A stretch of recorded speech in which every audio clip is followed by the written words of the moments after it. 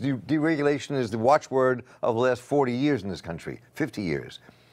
And it's the watchword now. Right. So are we protected from this? What can we expect for the future? You want a more definitive answer than the no I gave you? Well, yes. I knew it'd be no, because I mean. No, hell no.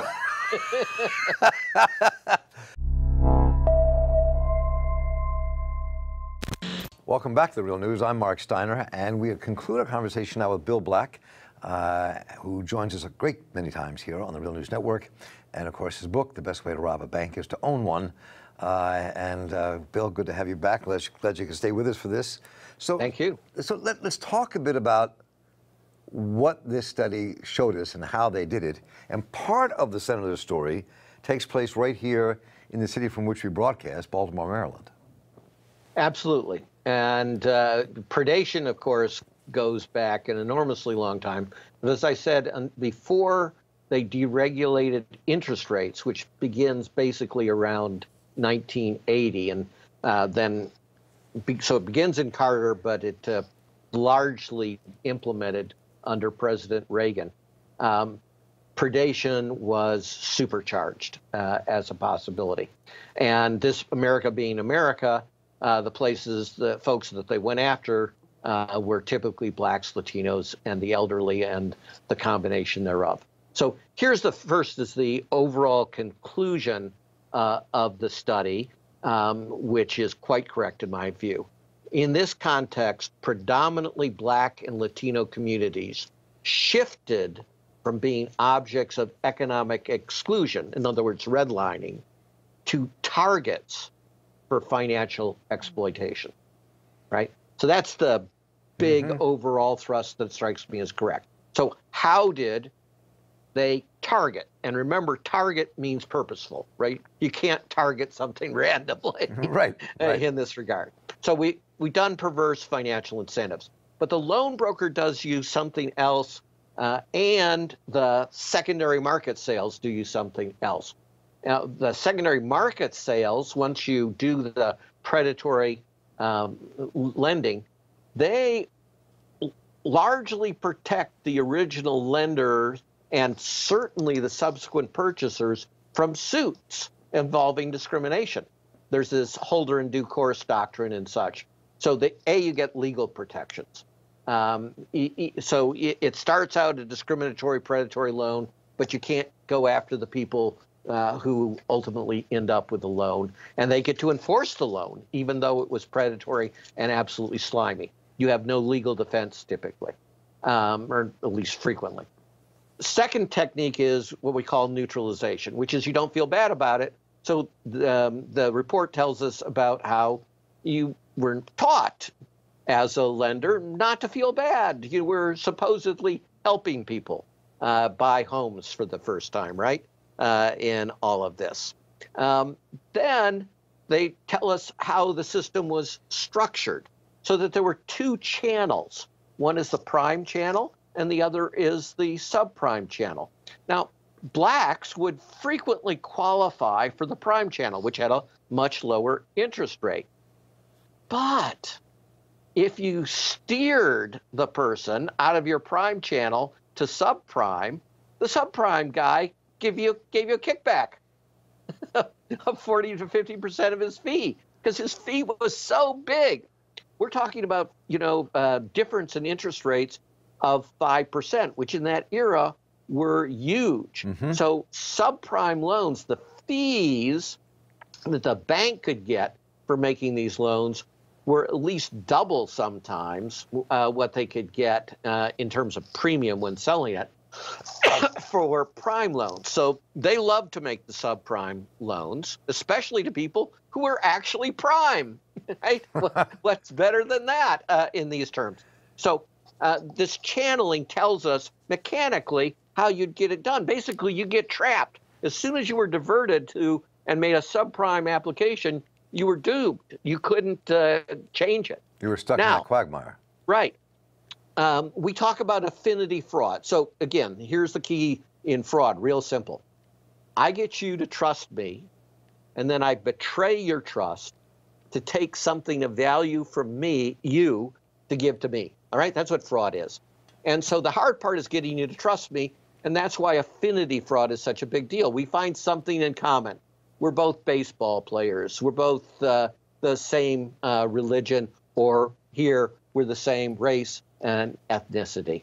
And it's a lot easier for me to get you to trust me because, hey, one black guy's not going to cheat another black guy, ha, ha, ha. All right? So there isn't just affinity fraud. It turns out there's affinity predation. And this report tells us how that was done. Then there's intersection. I talked about that. It's not just that they go after blacks. They go after blacks who are female and blacks who are elderly females, the quintessential black widow. Then they talk about taking advantage of residential segregation. Originators developed, I'm quoting here, developed specialized strategies and marketing materials aimed at identifying black and Latino borrowers as subprime lending marks. Prior research suggests the Latino immigrant households seeking to purchase a home were more susceptible via Spanish-speaking intermediaries. But for blacks, they would find neighborhood stores that catered largely to blacks, and they would find business situations where you took out a high-cost loan. In fact, they would mail you checks that if you cashed them, they weren't giving you a gift, they were giving you a loan, and at a high interest rate. And then they would do a follow-up and say, hey, you're locked into this high interest rate loan that we just gave you. You should come and get a home loan from us. You can consolidate your debts and pay a lower interest rate, right? On top of that, they viewed the black churches as, again, being able to get people to trust. So they approached the pastors, they made charitable contributions, and they held in the church often wealth seminars. Right. Where have we heard this? Right. To get folks. So we see a lot from the study about exactly how it was done. And they say, and I quote again, to gain the trust of these borrowers, originators worked through local social structures and interpersonal networks to enlist trusted intermediaries, such as religious leaders, small business owners, and personnel in community-based organizations, right? They had special word processing so that you could turn it into a document that sounded more like Black English in use in some communities instead of more standardized English and such, right? So they were very clever in these regards, and it isn't random. It was deliberate targeting, and then they used trial and error, and they see what works, right? They have hundreds, thousands of brokers doing this. Well, they're all pitching. They find which pitch works better. And that becomes a standardized script that they teach the new guys and gals how to use. And then someone's an entrepreneur and gets an even better way, right? And so over time, these predations and fraud schemes get better and better. And meanwhile, what's on the other side?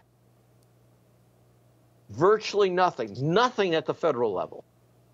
Everything at the federal level is literally seeking to undercut the state authorities trying to crack down on this.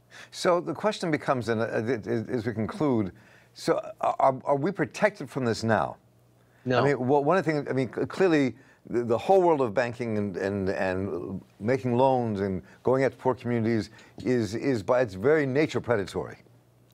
Yes. And so it seems deregulation is the watchword of the last 40 years in this country, 50 years. So it's the watchword now. Right. So are we protected from this? What can we expect for the future? You want a more definitive answer than the no I gave you? Yes. I knew it'd be no, because No, hell no. So we have a No, lot. we are not protected. No.